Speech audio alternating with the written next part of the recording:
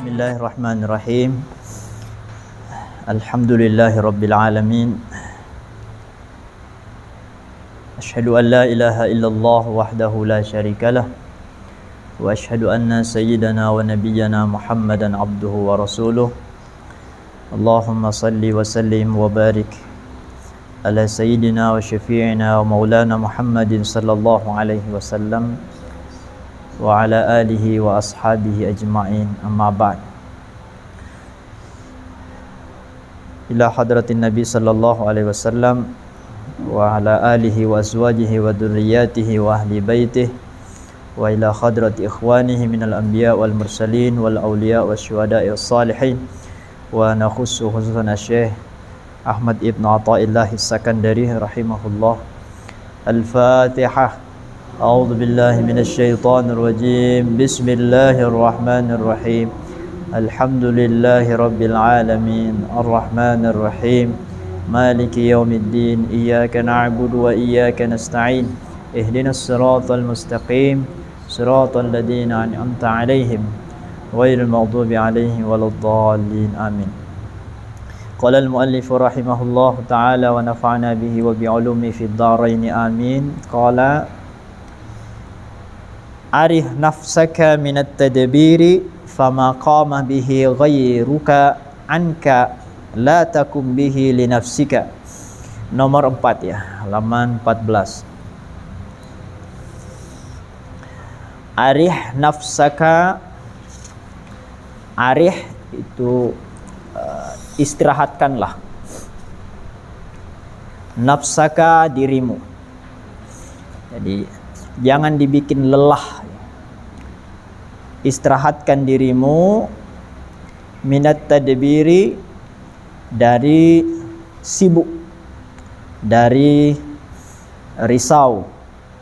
Jangan biarkan dirimu sibuk, jangan terlalu lelah. Minat tadbiri itu bisa berarti sibuk memikirkan gitu. Nggak usah terlalu repot-repot mikirin masa depan, mikirin rezeki, mikirin apapun. Santai saja. Kenapa? Kenapa kita harus istirahat? Kata beliau, fama qama bihi ghairuka anka la takum bihi li nafsik. Karena apa yang telah diurus oleh selainmu, diurus untukmu, itu kamu nggak perlu memikirkannya, kamu nggak perlu mengurusnya. Jadi istirahatkan dirimu dari kesibukan mengurus dunia, karena sesuatu yang telah diurus oleh selainmu atau yang lain, ada yang mengurus, kamu tak perlu lagi mengurusnya. Jadi di sini Syekh Ibnu Athaillah bilang, kalau masalah rezeki, masalah masa depan, itu sudah ada yang ngurus, sudah ada yang mempertimbangkan, sudah ada yang mengurusnya, yaitu Allah Subhanahu wa ta'ala. Kita nggak perlu mikirin nanti besok makan apa. Yang penting kita mau berusaha saja. Nggak usah capek, pikiran itu nggak usah capek. Jadi yang disuruh istirahat di sini bukan anggota badan, bukan berarti yang nggak usah kerja, bukan. Yang disuruh istirahat itu pikiran. Yang disuruh istirahat adalah hati. Tapi lahiriah kita tetap harus berusaha. Tapi ingat, kemarin kan sudah dibahas. Jadi maksimalkan kita punya ikhtiar, tapi itu jangan menjadi tumpuan harapan pada perbuatan kita. Ini masih lanjutan ya. Ini lebih merinci. Maka sesungguhnya nasihat ini adalah nasihat kebahagiaan. Coba kita baca beberapa poin di sini. Di antara kesalahan fatal yang seringkali dilakukan oleh manusia ialah sibuk mengurusi apa yang bukan tugas dan bukan urusannya. Kesalahan kita begitu. Selama ini kan kita suka ngurusin yang bukan urusan kita. Seolah-olah Allah nggak hadir di dalam hidup ini. Kita ngerjain semua, kita mikirin semua. Jadi yang mengurusin yang bukan urusannya. sementara ia luput dari menunaikan tugas dan kewajiban yang justru itu merupakan urusannya. Jadi urusan kita abai, yang bukan urusan kita urusin. Kan aneh sekali kita. Nah, dari nasihat ini kita mulai belajar. Kita mulai belajar, nggak perlu memikirkan yang bukan urusan kita, nggak perlu diurusi. Ya cukup kita mengurusi yang merupakan urusan atau kewajiban kita. Nah, berikutnya rizki, karunia, dan pahala ialah sepenuhnya di tangan dan urusan Allah Subhanahu wa Ta'ala semata. Adapun menunaikan kewajiban termasuk melakukan ikhtiar, melakukan amal soleh, sholat, puasa, zikir, semuanya itu adalah tugas dan urusan manusia sebagai hamba. Jadi tugas kita itu kerja, berikhtiar, nyari nafkah, beramal soleh, melakukan perintah Allah, menjauhi larangan Allah. Cukup. Itu tugas kita. Nggak usah dipikirin hasilnya apa, dapatnya apa. Itu bukan urusan kita. Jadi ibu misalnya sebagai pegawai, kerja sebagai pegawai, nggak usah dipikirin nanti benar nggak hasil saya, jangan-jangan yang saya dapat lebih kecil daripada bawahan saya. Jangan-jangan orang yang nggak pegawai rezekinya lebih banyak dari saya. Itu kan memikirkan yang bukan urusan kita. Gimana caranya supaya saya bisa rezeki saya seperti bos saya? Udah kerja saja yang merupakan kewajiban kita. Apa kewajiban kita? Udah laksanakan itu. Sholat ya sholat, puasa ya puasa. Nggak usah macam-macam mikirin yang bukan urusan kita. Termasuk pahala. Maka semestinya manusia hanya mengurusi dan memikirkan kewajibannya, bukan mengurus dan memikirkan rezeki dan pahala. Dah, rezeki untuk dunia, pahala untuk akhirat itu bukan urusan kita. Itulah yang membuat kita itu menderita, karena mikirin nanti gimana, nanti bagaimana. Mikirin nanti bagaimana kalau ibu nggak berusaha, ya sama aja, nggak akan ada gunanya. Misalnya ibu pagi-pagi, nanti siang makan apa ya? Cuman mikir doang, tapi nggak masak, ya nggak ke pasar, nggak bergerak. Itu kan nggak ada gunanya. Ya, ibu malah stres kan? Waduh, udah jam 9, udah jam 10, makan siang belum siap. Karena nggak bergerak, mikir aja, capek. Mending nggak usah mikir, yang penting kerja. Nggak usah mikir, oh ya udah ke pasar aja, ntar muncul sendiri, oh saya mau masak ini, oh saya mau nyiapin ini. Lebih baik gitu, lebih tenang gitu. Nah itu yang dimaksud. Kita jangan istirahatkan pikiran kita, istirahatkan kolbu kita.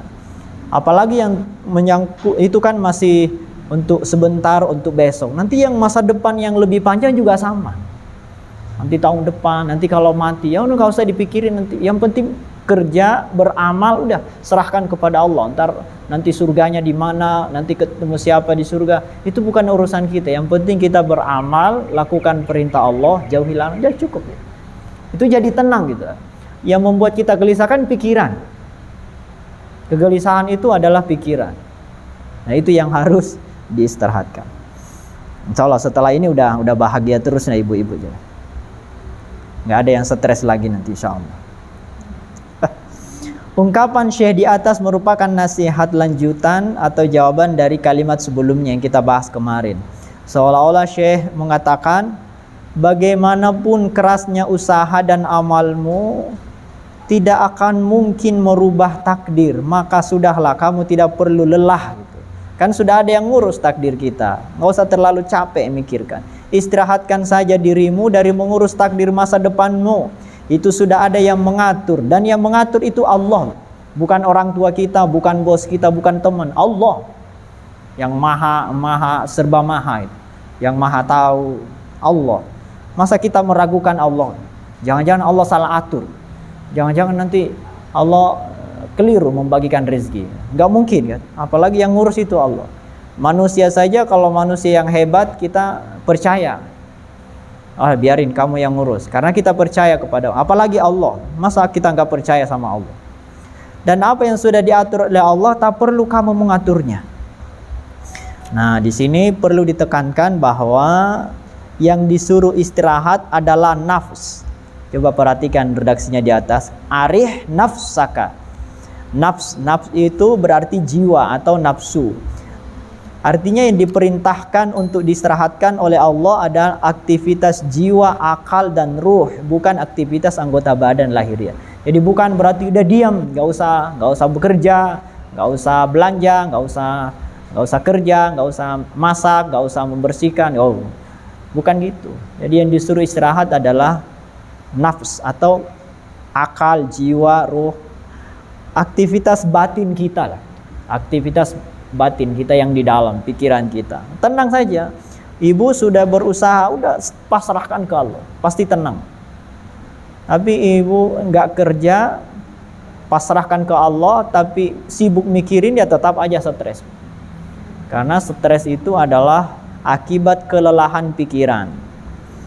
Masya Allah, ini indah sekali nasihat. Artinya nasihat ini bukan berarti, ini dijelaskan, bukan berarti manusia harus istirahat dari melakukan ikhtiar, upaya dan amal soleh. Tapi yang harus diistirahatkan ialah kelelahan nafsu dan akal, memikirkan masa depan dan akibat dari apa yang telah dilakukan oleh anggota badan. Jadi apa yang kita usahakan, gak usah dipikirin hasilnya. Gak usah banyak mikir lah, udah banyak zikir aja, banyak tawakal, pasrah ke Allah, lakukan apa yang kita bisa, udah tenang. Hal ini kenapa? Karena biasanya seseorang yang telah atau sedang melakukan suatu usaha atau amal, kita itu kalau lagi kerja atau lagi beramal soleh atau melakukan apa saja, biasanya kita memikirkan, ya kan? Kalau kita habis bekerja itu pasti mikirin, bahkan membayangkan akibat atau hasil dari usaha dan amal itu. Kita kan kalau beramal nanti hasilnya apa? Kalau kerja nanti hasilnya bagaimana? Dapat apa? Biasanya manusia gitu.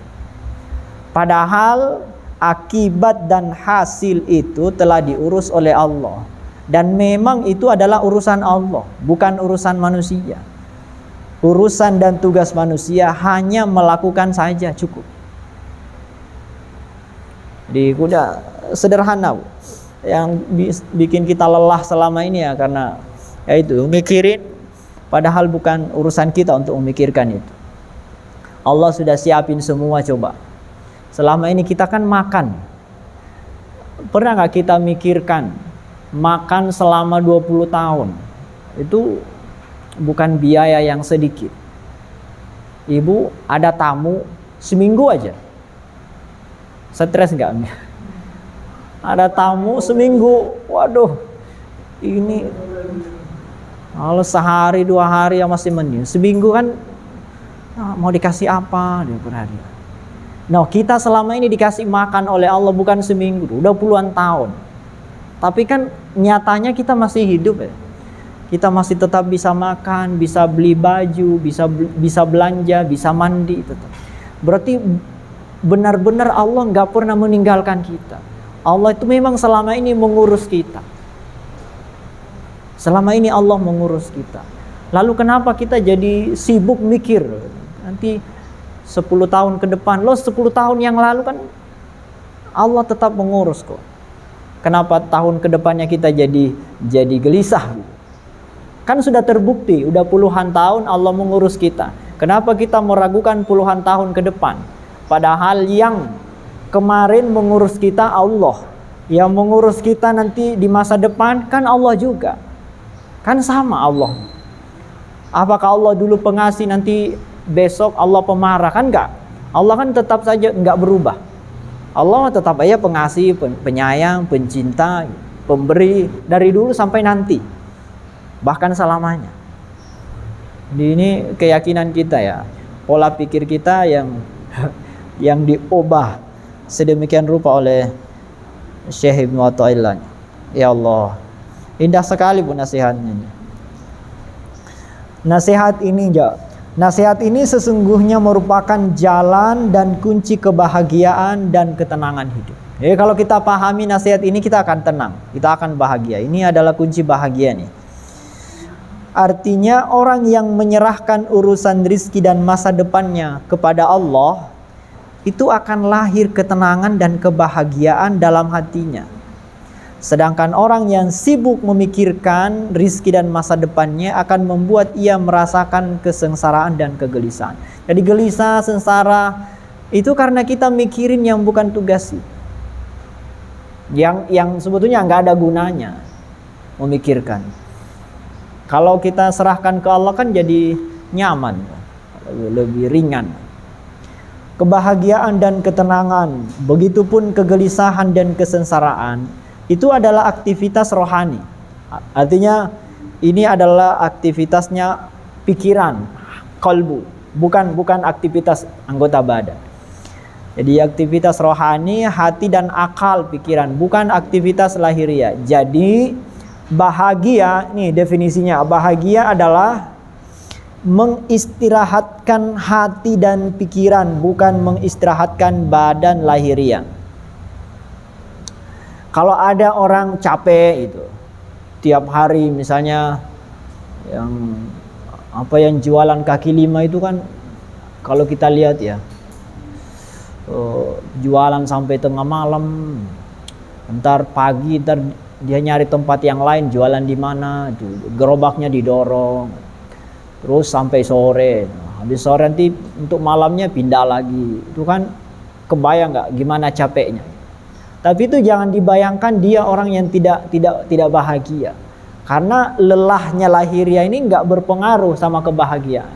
Bukan berarti kalau capek nggak bahagia, nggak gitu. Bahagia itu adalah ketika istirahatnya qalbu, ketika pikiran kita nggak sibuk, meskipun lahiriah kita capek. Coba kita waktu dulu, atau membayangkan tetangga kita, keluarga kita yang petani, itu kan suami istri anaknya berangkat pagi pulang malam. Kayak gimana kalau kita kayak gitu? Kerjanya dari pagi sampai malam, kan capek banget. Tapi kan kebayang dari wajahnya. Coba kalau kita pulang kampung, ngelihat wajah-wajah orang kampung itu. Ibu pernah gak sih menerawang, bukan menerawang ya, membaca gitu wajah-wajah orang kampung itu kan wajah-wajah bahagia. Mereka ketawanya lepas itu, canda tawanya itu enak sekali, ngobrol nikmat itu. Karena walaupun lahiriahnya capek gitu, tapi hatinya tenang gitu, nggak capek, karena mereka pasrah kepada Allah. Jadi orang kampung itu sesungguhnya bisa jadi derajatnya di sisi Allah lebih tinggi, karena tingkat kepasrahannya tinggi. Kenapa tinggi? Karena mereka kerja itu belum tentu dapat hasil. Mereka kerja bertani kan belum pasti dapat hasil ya, kalau nggak kebanjiran, nggak kena hama segala macam. Jadi mereka serahkan kepada Allah. Ya Allah, saya bertani, saya nanam ini, saya serahkan kepada Allah. Karena mereka nggak bisa memastikan. Beda dengan kita yang di kota udah pasti setiap bulan dapat segitu. Jadi Allah tuh udah nggak dipikirin. Allah mah terserah Allah, pokoknya tiap bulan ya dapat aja. Bahaya loh orang yang tiap bulan dapat rezeki, itu ada bahayanya. Jadi mestinya dapat gaji itu yang nggak pasti bagusnya. Karena kalau pasti, ibu udah nggak semangat doa gitu. Kan udah doa nggak doa kan tetap dapat. Coba kalau petani, kalau nggak doa bisa nggak berhasil. Jadi doanya serius, kita kan nggak serius karena udah pasti dapat. Jadi sekali lagi, bahagia dan gak bahagia itu bukan aktivitas lahiriah. Boleh jadi kita capek, jual ini, kerja ini, tapi tenang tuh, karena kita serahkan kepada Allah. Saya mah kerja saja, saya menikmatin pokoknya. Maka catatan Bu ya, buat ibu-ibu yang punya kesibukan apapun itu, kalau ibu menikmatin udah pasti bahagia itu. Karena tiap hari dirindukan kegiatan itu. Tapi kalau dianggap beban, seringan apapun pasti menderita, dan itu nggak akan betah, dan pasti nggak melahirkan ketenangan. Maka suasana rumah kalau menyenangkan, ya sekecil apapun rumahnya, kalau dinikmati ya tenang aja. Oh, segede apapun istananya, kalau nggak menyenangkan yang di rumah, ya tetap aja stres. Jadi bukan ditentukan oleh aktivitas lahiriah dan bukan kondisi yang tampak, tapi yang menentukan bahagianya orang adalah kondisi hatinya. Kalau nggak banyak repot, nggak banyak mikirin, nggak banyak beban, pasti tenang. Dan ya kalau ibu-ibu di sini sih insya Allah udah bahagia semua. Kok malah amin? Berarti belum ya?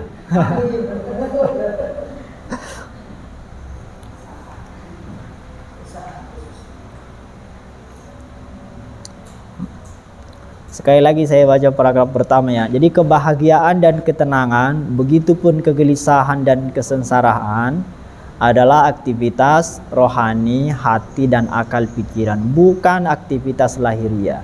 Jadi bahagia adalah mengistirahatkan hati, pikiran, dan bukan mengistirahatkan badan lahiriah.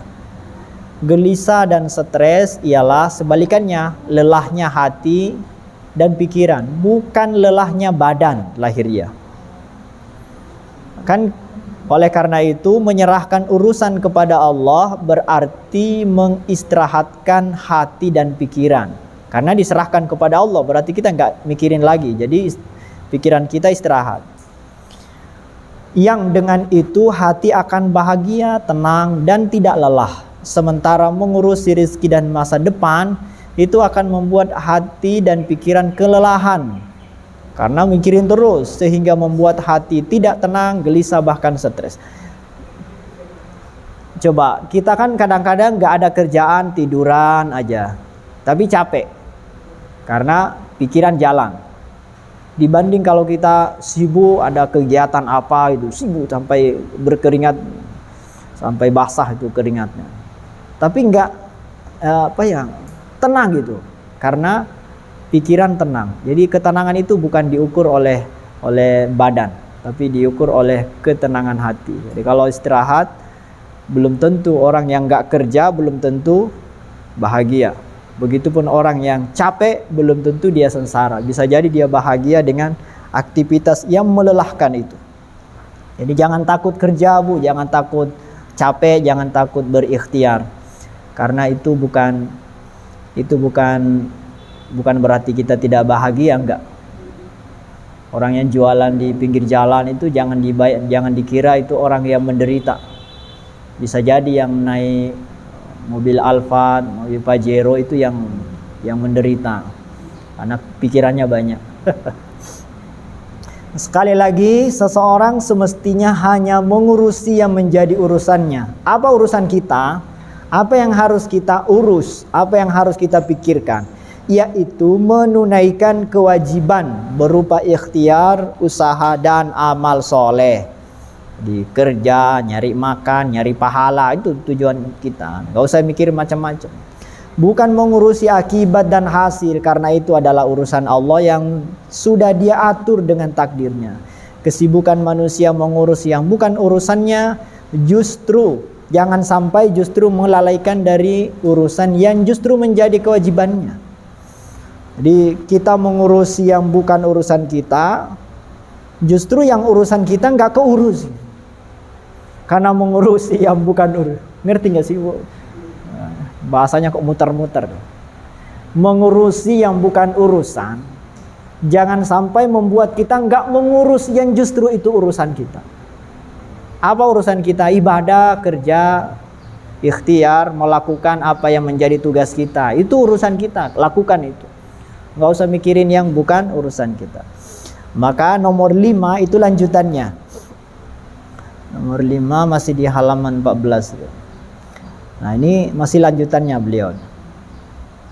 Nasihatnya adalah ijtihaduka fima dumina laka wa taksiruka fima tuliba minka itu dalilun ala intimasil basirati minka.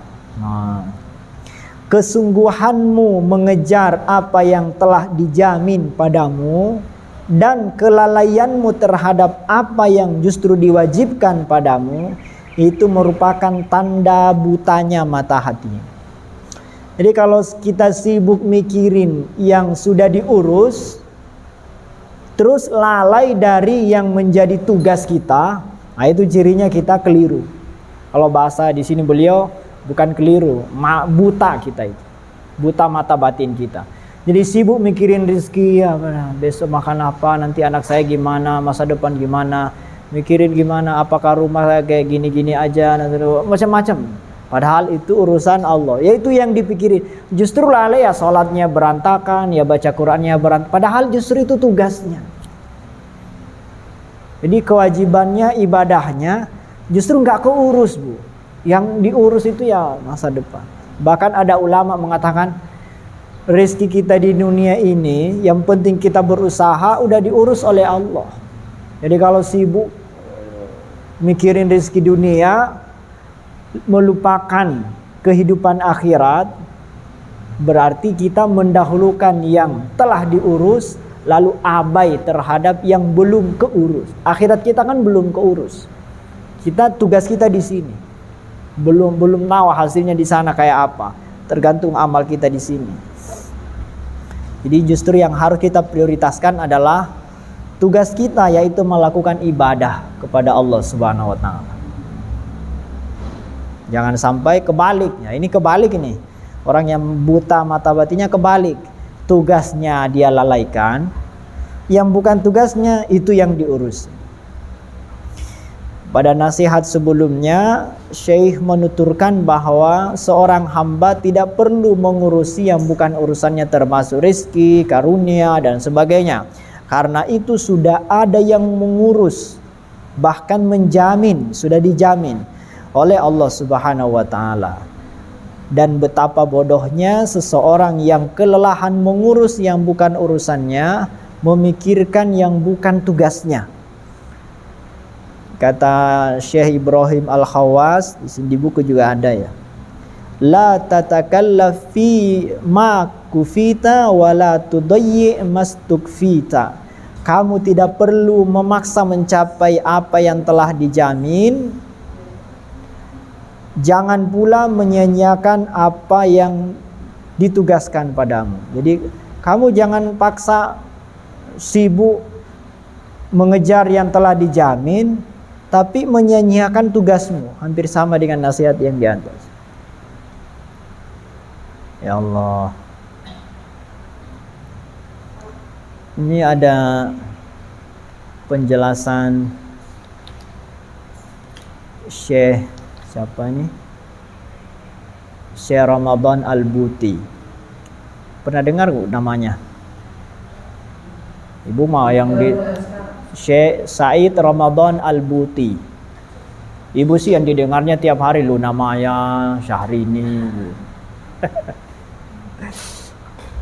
Arsy apa?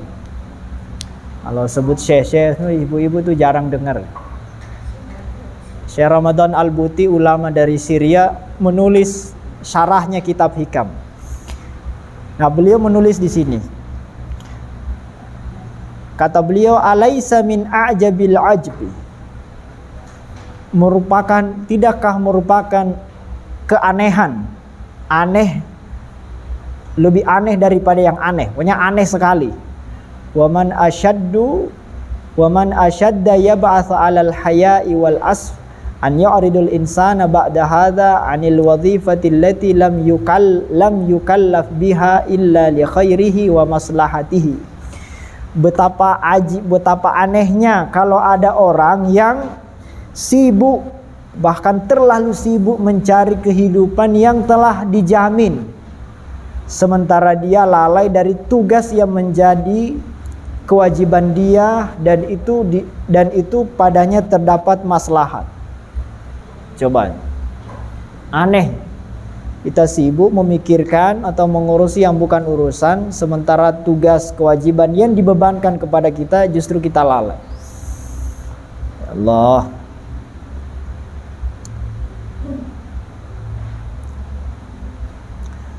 Ada firman Allah itu di surah Toha. wa'mur ahlaka bis salati wastabir 'alaiha. Perintahkan anakmu salat dan bersabarlah dalam membimbing anakmu itu. La nas'aluka rizqa. Aku, kata Allah, kami tidak pernah minta rizki kepadamu. Nahnu narzukuka. Kamilah yang memberi rizki kepadamu. Coba. Jadi kata Allah, didik anakmu, perintahkan anakmu sholat, artinya berusahalah mendidik, mentarbiah anakmu. Tapi jangan kamu menganggap usahamu itu yang mendatangkan rizki, karena kami yang memberi rizki kepadamu. Jadi tugas kita adalah mendidik anak, memberikan kehidupan kepadanya, memberikan pendidikan segala macam. Setelah itu dipasrahkan kepada Allah Subhanahu wa taala. Banyak contoh-contohnya. Kita teruskan. Masih di halaman 6 ya. Orang yang sibuk mengurus dan memikirkan urusan rizki, sejatinya tidak percaya terhadap Allah yang mengatur rizki itu. Atau jangan-jangan ia tidak mau mempercayakan urusan itu kepada Allah, sehingga ia ikut-ikutan mengurusi. Jadi kalau ibu mikirin nanti dapat apa, masa depan saya kayak gimana, itu berarti ibu nggak percaya sama Allah, karena ikut mengurusi. Kalau kita percaya kan udah diserahkan saja ke Allah. Kalau kita ikut ngurusin berarti kita nggak percaya. Sama kalau ada ibu nitip mobil atau nitip rumah atau nitip apa ke orang, tapi ibu tetap ngontrol, benar gak nih orang ini jaga rumah saya gitu, benar gak nih orang ini menjaga kendaraan saya. Kalau ibu ikut-ikut ngontrol berarti nggak percaya sama orang itu. Ya, maksudnya nggak percaya sepenuhnya. Sama kalau ibu masih ikut-ikut ngontrol, nanti makan apa, nanti dapat apa, masa depannya kayak gimana, berarti nggak percaya sama Allah. Orang yang percaya kepada Allah mah tenang, nggak sibuk, nggak ikut ngontrol, nggak ikut mikirin. Artinya ia meragukan kapasitas Allah Subhanahu wa taala. Karena orang yang percaya dan mempercayakan urusan rizkinya kepada Allah, maka ia akan pasrah dan menyerahkan sepenuhnya urusan rizkinya kepada Allah. Sementara orang yang tidak percaya tidak akan menyerahkan kepadanya, tapi ia akan tetap sibuk mengurus dan memikirkannya. Renungkanlah betapa bodoh dan tidak warasnya orang itu. Ya Allah, nauzubillah.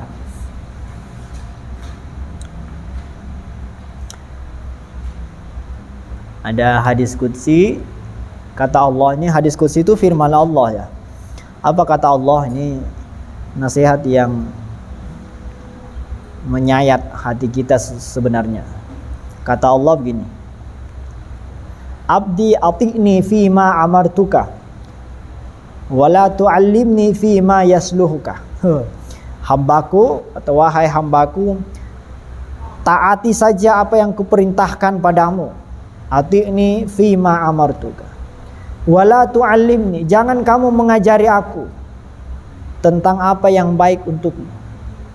Jadi kalau ya Allah aku mau ini, ya Allah hidup saya ingin lebih, kata Allah, emang aku nggak tahu hidup yang baik untukmu.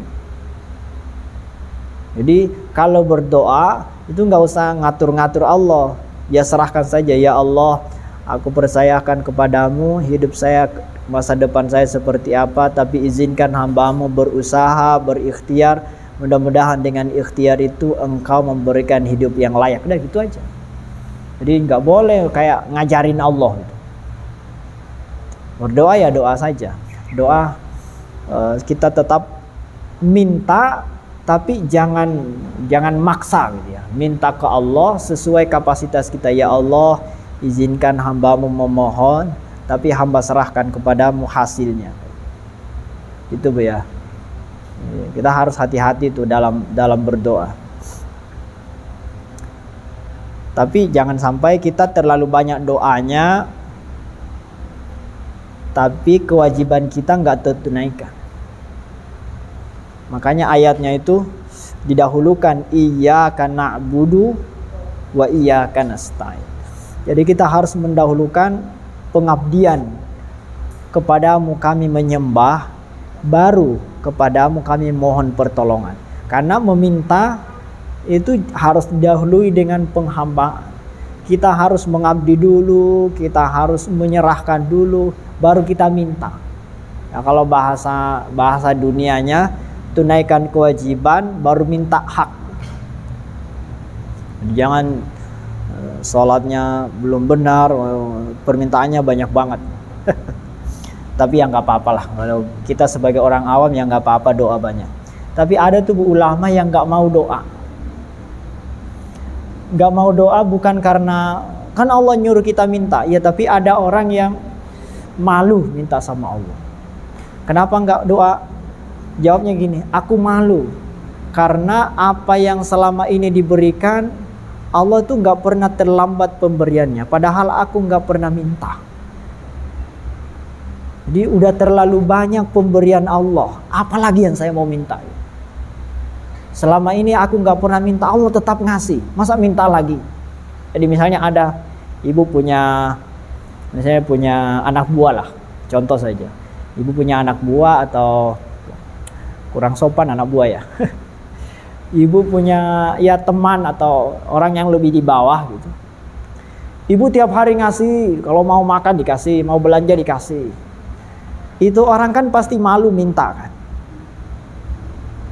Karena masa minta lagi, udah tiap hari dikasih kok masih minta. Pasti malu minta. Sama, ada orang ke Allah, tapi ibu nggak usah ikut-ikutan gitu. Ibu mah tetap aja minta. Karena ibu belum makomnya. Ada orang tuh yang malu minta ke Allah. Karena saking dia merasakan banyaknya pemberian Allah. Nah kita kan enggak, udah mintanya terus-terusan, pemberian Allah selama ini enggak pernah diingat-ingat. Kayak Allah itu pelit. Apa-apa ya Allah, kenapa begini, kenapa begini. Jadi sepertinya Tuhannya itu jahat ke dia. Karena merasa terus dikurangi, merasa tersolimi, merasa diberikan cobaan terus. Padahal kita itu Bu, kalau mau jujur, kita ini makhluk yang sangat manja. Apa aja dikasih coba. Ini minum, makan, keluarga, nafas, hidupnya, tidur bisa enak, ada udara, mau mandi ada air, ada rumah, macam-macam. Kan manja banget. Semua Allah siapin gitu. Apa yang kurang dari Allah apa coba? Mestinya kan kita udah nggak semangat doa lagi, udah ada semua kok. Anak saya bisa hidup, bisa sehat, bisa belajar, bisa ngaji. Itu kan nikmat semua. Jadi mestinya tiap hari itu kita, ya Allah, hamba mau minta tapi udah pemberianmu udah terlalu banyak ya Allah, nggak jadi. Tapi ya itu bagi orang-orang yang sudah tinggi makamnya. Kalau kita orang awam ya nggak apa-apalah, masih doa minta ke Allah. Yang penting jangan ngatur-ngatur Allah. Tingkatan manusia itu bertingkat-tingkat. Sampai mana udah ya?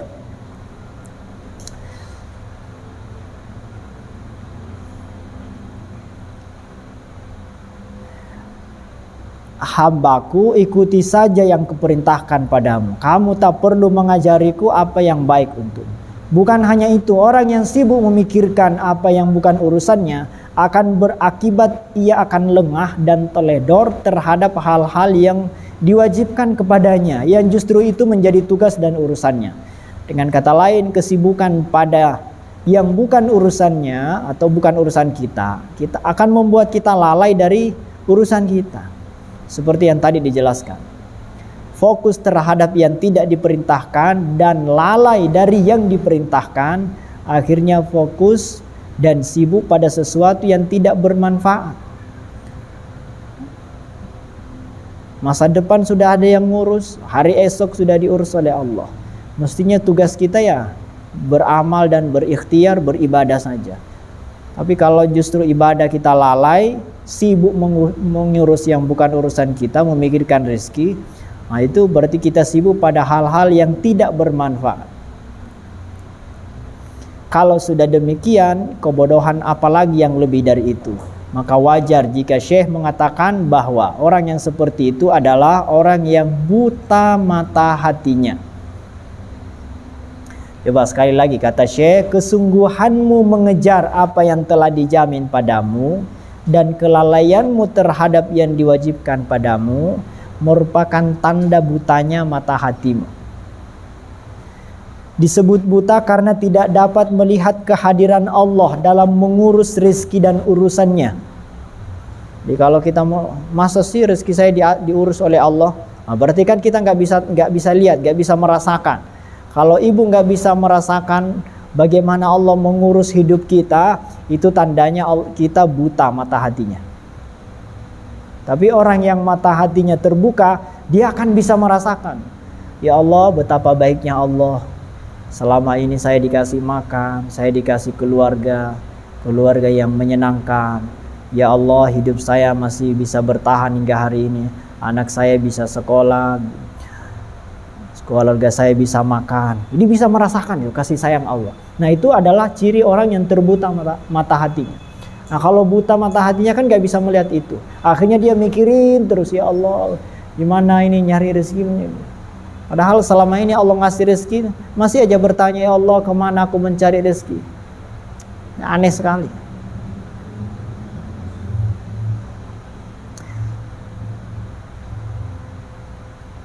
Sebaliknya orang yang terbuka mata batinnya mampu melihat kehadiran Allah dalam mengurus segala urusannya.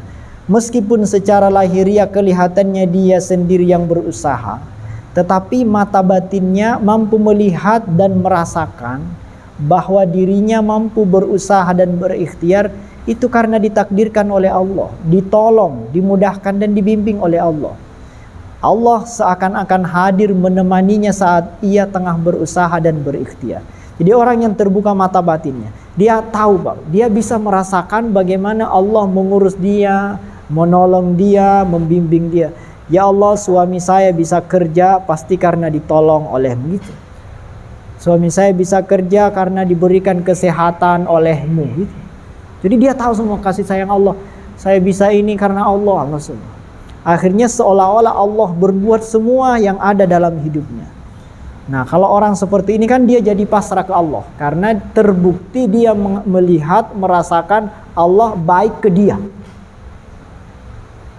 Nah, kalau orang yang terbuta mata hatinya kan enggak. Dia tetap, ya Allah, kenapa begini? Padahal Allah sudah berbuat yang terbaik. Sama Bu, kalau kita punya tetangga kan kadang-kadang ada yang reseh. Kita udah berbuat baik ke dia, udah kucingnya buang air di rumah kita bersihin, kita nggak protes gitu. Dia tetap marah-marah gitu. Dia tetap nggak ini ke kita. Padahal kita udah merasa berbuat yang terbaik ke dia, tapi dia tetap jengkel ke kita misalnya, tetap nggak akur ke kita. Kita kan bingung. Sama, Allah sudah memberikan yang terbaik, sudah melayani semuanya, permintaan yang kita minta atau yang kita nggak minta Allah kasih. Tapi kalau kita tetap nggak taat kan Allah tuh pusing, tanda kutip ya. Allah tuh aneh, kamu ini gimana sih?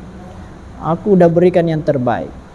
Jadi butuh mata batin yang terbuka untuk bisa merasakan kebaikan Allah. Nah, terakhir paragraf terakhir, karena ia merasakan kehadiran Allah, maka ia yakin dan percaya betul bahwa yang mengatur rezekinya adalah Allah.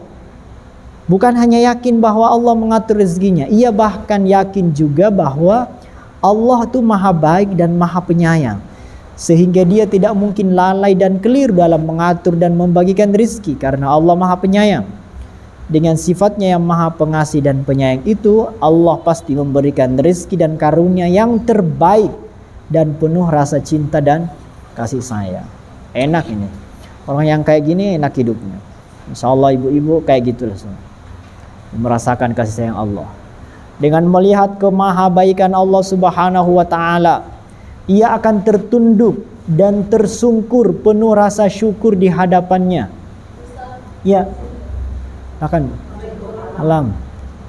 Dan rasa syukur itulah yang akan melahirkan rasa patuh dan tunduk terhadap semua perintah dan kewajiban yang Allah perintahkan.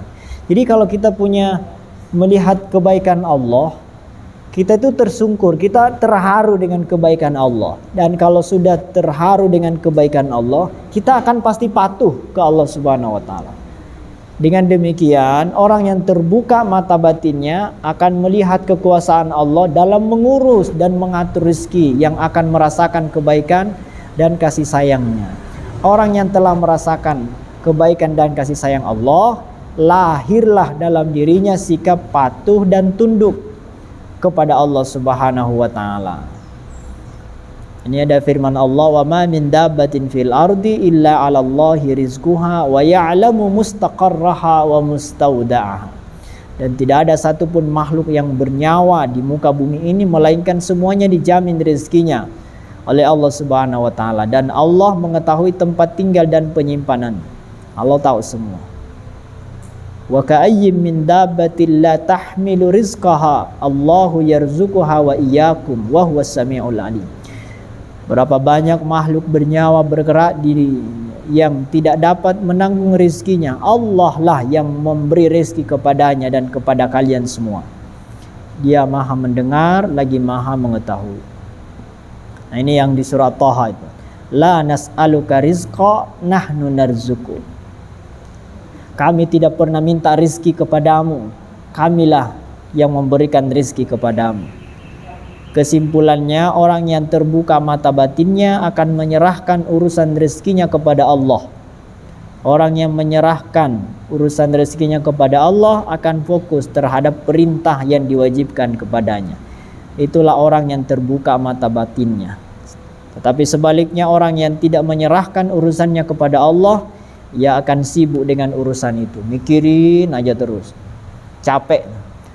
Dan pasti karena capek mikirin itu akan membuat dia lalai terhadap kewajibannya.